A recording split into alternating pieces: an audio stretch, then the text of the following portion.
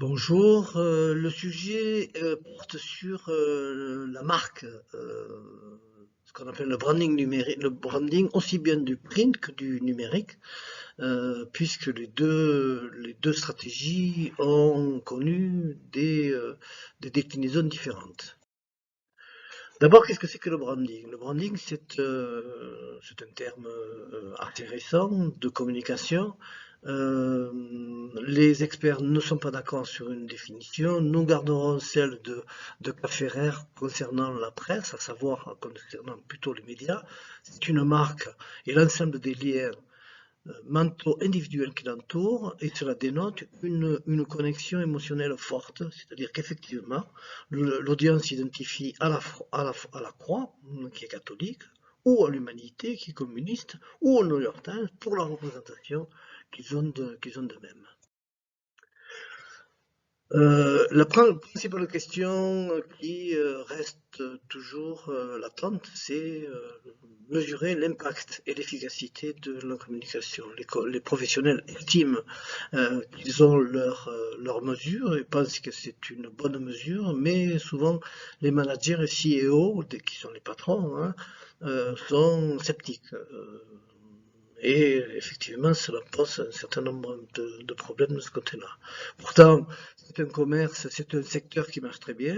Les patrons ont recours aux communicants. Par exemple, un communicant peut gagner 106 000 communicants individuels, un freelance peut gagner 106 000 dollars par an aux États-Unis, selon une agence du gouvernement. Un des outils de mesure, c'est bien entendu le sondage.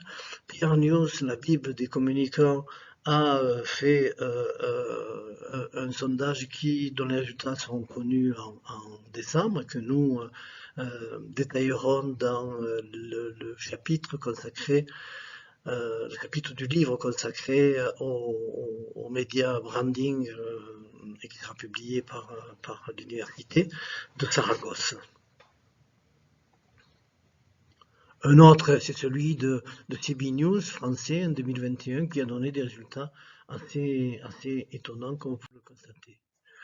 Alors, quels sont les vecteurs essentiels du media branding? Alors, ce qui est certain, ce qu'il faut savoir, c'est que le modèle quotidien print promeut le contenu au rang de principal vecteur de la notoriété. C'est le contenu qui est le plus important, davantage que le logo, historiquement. Le contenu se décline de diverses manières au niveau de la stratégie print.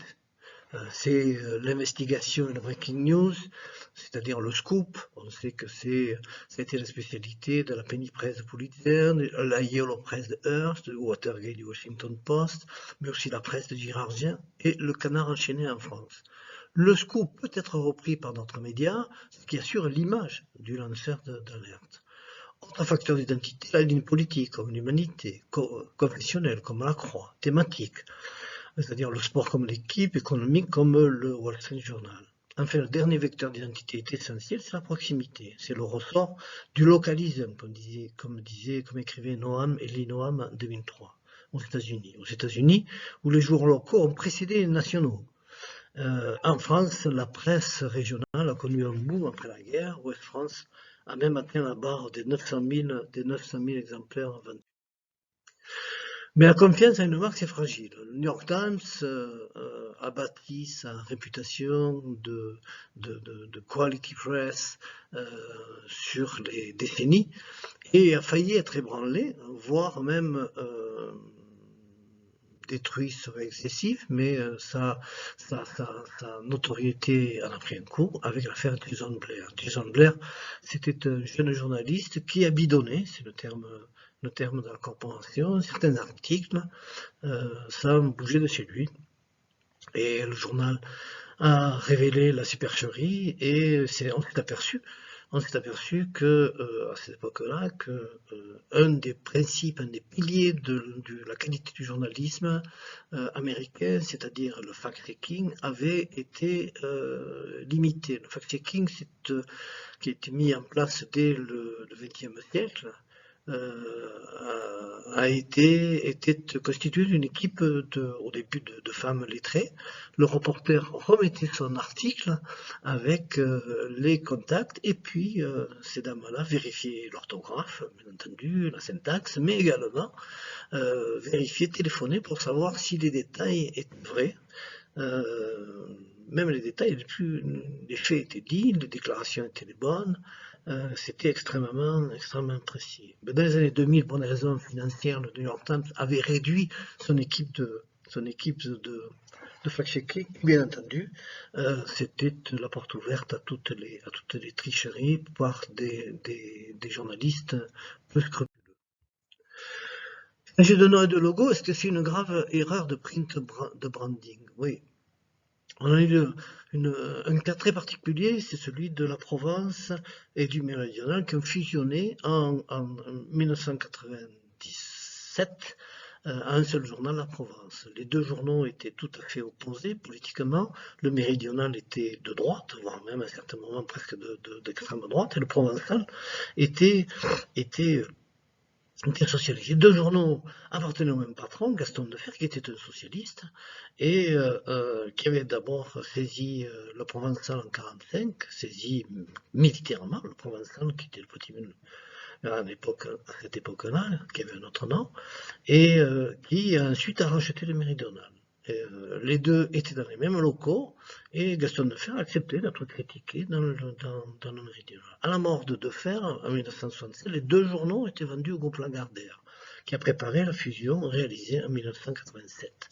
Il y a eu un gros effort de branding sur le logo de la Provence. On s'aperçoit qu'il y a le bleu, il y a les couleurs traditionnelles des journaux, il y a le bleu, il y a le rouge, mais pourtant c'était un échec tout simplement parce que mesuré par le taux d'érosion du lectorat de la Provence dans la décennie qui a suivi la fusion, ce taux était supérieur au taux moyen d'érosion dans les autres journaux de la PQR, et on peut penser raisonnablement que la fusion était une raison de cet échec, ou plutôt de cette régression. Une preuve est apportée par un autre exemple, Sud-Ouest dans le 64, les Pyrénées-Orientales, il y a trois journaux, l'Éclair, la République et Sud-Ouest, qui appartiennent au même groupe, c'est-à-dire au Sud-Ouest. Sud-Ouest a décidé de garder l'identité de chaque journal, tout en mutualisant un certain nombre de fonctions, en particulier les pages vraiment très locales, d'hyperlocalité. Et on s'aperçoit que le taux d'érosion est moindre que celui de la Provence. Alors, maintenant, on arrive au numérique. Qu'est-ce que c'est qu'un personal branding et la e-réputation? Les règles ont changé, la fragilité est accentuée. En fait, c'est un domaine qui est en train de se stabiliser. L'abonnement était une unité de mesure de la pénétration de l'intensité du média.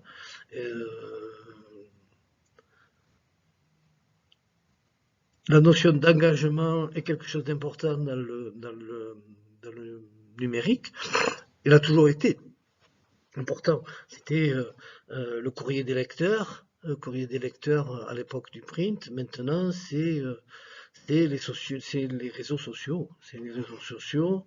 Et les réseaux sociaux, ça ne se contrôle pas. On peut contrôler la page de tel journal, la page Facebook de tel journal, mais on ne contrôle pas ce qui peut se dire sur les autres sites. Et ça peut devenir viral et ça peut devenir extrêmement dangereux pour la notoriété, pour le branding de journal ou d'une entreprise de médias, et donc souvent on fait appel à des communicants de crise pour essayer de contrecarrer l'onde négative.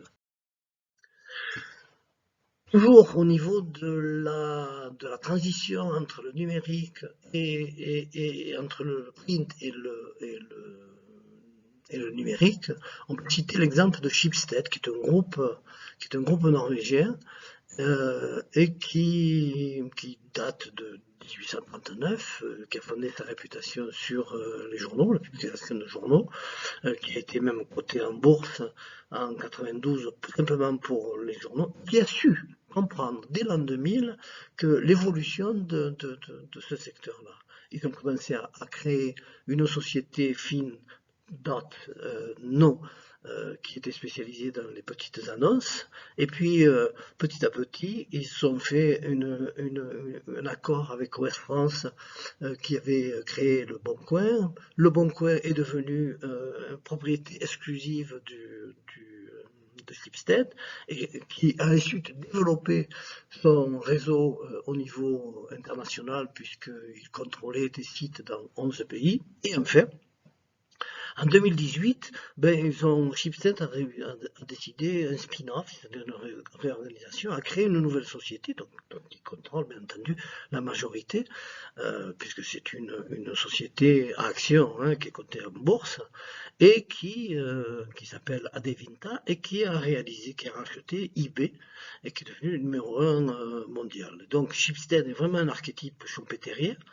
Et ils ont saisi les opportunités du temps, et surtout, il est davantage une société historique, parce que c'est une société historique prime qui a réussi sa transition au numérique, devenir numéro mondial dans une niche. Ce qui est intéressant, c'est que Schibsted a beaucoup réfléchi à la notion de branding, et que Adevinta, par exemple, porte le A coupé en deux, avec au-dessus du A le delta, le signe du delta, qui est signe de croissance, de changement constant, alliant l'évolution et le progrès. Et c'est toute une philosophie qui est développée par Schibsted, Adevinta, et qui est devenu un branding, une forme de branding.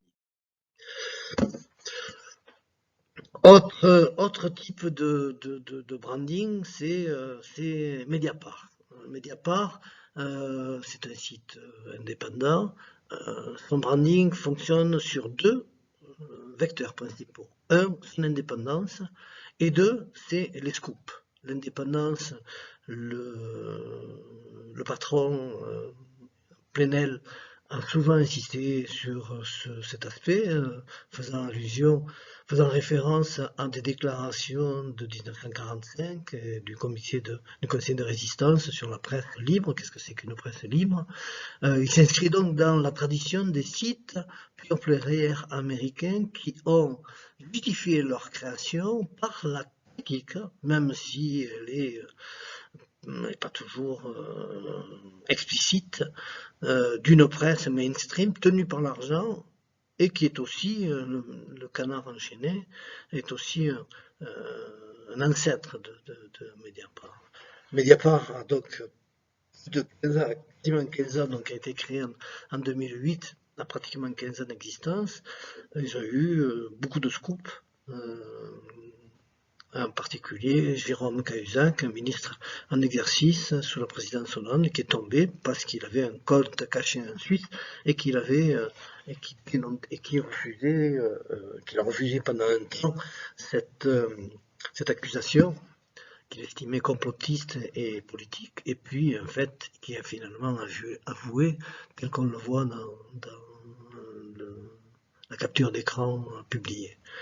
La deuxième partie de Mediapart, c'est bien entendu son business model, c'est une mise de fonds initiale avec des fondateurs, deux entrepreneurs du crowdfunding, ce qu'on appelle les amis de Mediapart. 60% sont du capital initial est détenu par des fondateurs, 40% les autres. Il n'y a pas de publicité, simplement les abonnements et les événements. Et les comptes ont été équilibrés 6 ans après la création, ce qui montre bien que la pérennité d'un site indépendant est tout à fait possible.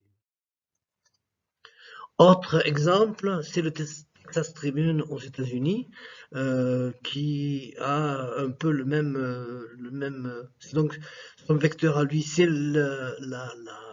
l'information locale, mais une information locale qu'il estime comme étant un bien public qui aurait été bafoué par les médias mainstream qui sont accusés de cacher une partie de une partie de la réalité. Business model, c'est la même chose, c'est un non-profit, pas d'impôts payés, plus-value pour investissement, fondation créée pour recevoir à son lancement des fonds initiaux, et puis actuellement 68 sponsors officiels versent de l'argent et s'engagent à respecter l'indépendance du site. Et c'est un paywall sélectif. Les techniques de branding, c'est l'étoile du Texas dans le logo. C'est l'organisateur d'événements médiatisés. Pas de rubrique commentaires des lecteurs ni d'édito. Ils ont remporté un prix Pulitzer qui a quand même contribué à leur notoriété. Maintenant, autre site, c'est BuzzFeed. Ses débuts People, c'était au début une société créée en 2006, connue pour ses quiz en ligne et ses articles sur la culture pop. C'était une compagnie très tech qui utilisait des algorithmes pour mesurer sur les réseaux sociaux les sujets les plus populaires et les poussés. Ils ont vite travaillé à l'échelle mondiale. Ils ont utilisé les native ads comme source de revenus et d'infos. Et en 2011, ils ont fait une reconversion pour devenir un site plus sérieux, avec couverture sur une variété de sujets, la politique et des thèmes de niche comme les animaux, le bricolage et le business. Ils ont gagné un prix Pulitzer en 2021 et puis des journalistes de renom ont été embauchés. C'est une société anonyme avec appel public à l'épargne, revenu 398 millions de dollars en 2021. Pourtant, le branding de BuzzFeed souffre d'avoir été un média people au début et un sondage le classe parmi des sources peu fiables. Et puis ils ont subi le choc de 2 scandales, un journaliste qui a été convaincu, un journaliste senior qui a été convaincu de plagiat, et puis 2 articles critiquant des annonceurs qui ont été retirés.